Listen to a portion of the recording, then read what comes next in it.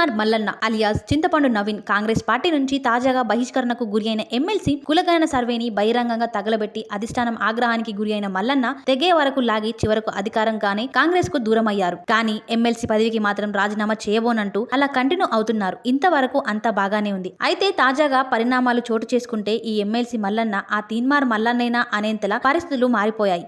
లేక పరిస్థితులకు అనుకూలంగా మల్లన్న మారిపోయారని అనిపిస్తోంది. ఆయనకు దగ్గరగా గమనిస్తున్న వారికి తాజాగా బీసీలకు 42% రిజర్వేషన్లు కల్పిస్తూ అసెంబ్లీ తీర్మానం చేసింది. మండలికి పంపిన బిల్లు సైతం ఆమోదం పొందింది. అయితే ఇక్కడ ట్విస్ట్ ఏంటంటే ఏ కులగణన సర్వే తప్పుల తడక అంటూ రేవంత్ రెడ్డి సర్కారుపై దుమ్మెత్తి పోసాడో మల్లన్న అదే కులగణన సర్వే ఆధారంగా బీసీలకు కేటాయించిన 42% రిజర్వేషన్లకు మాత్రం మద్దతు తెలిపేశారు. బీసీ జనాభా సర్వేలో తగ్గించారు. 1,00,000 మంది బీసీలు బతికున్న చనిపోయినట్లుగా సర్వేలో తప్పుడు లెక్కలు చూపించారు అంటూ రోజుల తరబడి ప్రచారం చేసిన మల్లన్నకు ఇప్పుడు ఏమైంది? కులగణన సర్వేపై ఆగ్రహంతో ఆ పత్రాలు కాల్చివేసి బహిరంగంగా చేసిన విమర్శలే కదా మల్లన్నను కాంగ్రెస్ పార్టీ నుంచి సస్పెండ్ అయ్యేలా చేసింది. జరిగిన నష్టం జరిగిపోయిన తర్వాత ఇప్పుడు మళ్లీ సర్వే ఆధారంగా కేటాయించిన రిజర్వేషన్లపై మల్లన్న ఎందుకు మెత్తబడ్డారు? బీసీలకు మద్దతుగా ఒక గొంతు అరచి గీపెట్టుకున్నా ఫలితం లేదు అనుకుని సర్దుకుపోయారా? ఒకవేళ తాను బిల్లును వ్యతిరేకిస్తే ఎవరైతే తన బలంగా భావించి రాజకీయాల్లో సాహసోపేత నిర్ణయాలు తీసుకుంటున్నాడో అటువంటి బీసీలను దూరం చేసుకుంటే రాజకీయ మనుగడ కష్టమని భావించారా అనే విమర్శలు వినిపిస్తున్నాయి. అడిగింది ఎలాగో రేవంత్ రెడ్డి ప్రభుత్వం ఇవ్వదు, ఇచ్చిన దాంతోనే సర్దుకుపోదామని వెనక్కి తగ్గారా అనే వాదాలు కూడా వినిపిస్తున్నాయి. ఇలా మల్లన్న నాలుక మడతబెట్టడంపై రాజకీయ ప్రయోజనాలు ఎలా ఉన్నా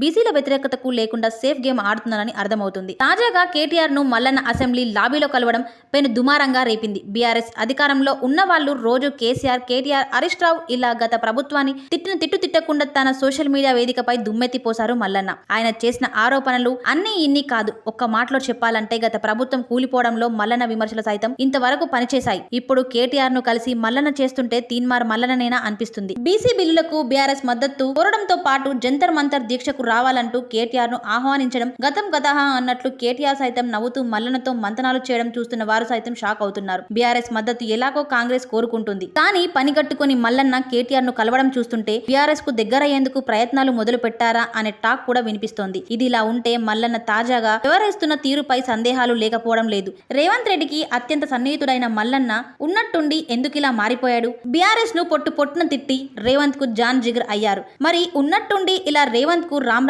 చెప్పి బీఆర్ఎస్ నేతలతో మంతనాలు చేయడానికి అంత వ్యక్తిగత కారణాలు లేవు. అలా అని బీసీల కోసమే అంటూ ఇప్పుడు ఇచ్చిన రిజర్వేషన్ తో సరిపెట్టుకుంటూ సై అంటున్నారు. ఇలా ఇవన్నీ చూస్తుంటే రేవంత్ రెడ్డి చెప్పినట్లు మల్లన్న పొలిటికల్ గేమ్ ఆడుతున్నారు. అందుకే కటీఫ్ చెప్పినట్లే చెప్పి కార్యాచరణ మాత్రం అమలు చేస్తున్నారనే విమర్శలు వినిపిస్తున్నాయి. ప్రభాత సూర్యుడు జాతీయ తెలుగు దినపత్రిక. ప్రతి అక్షరం నిజం వైపు. నిజం దాగదు, వార్త ఆగదు.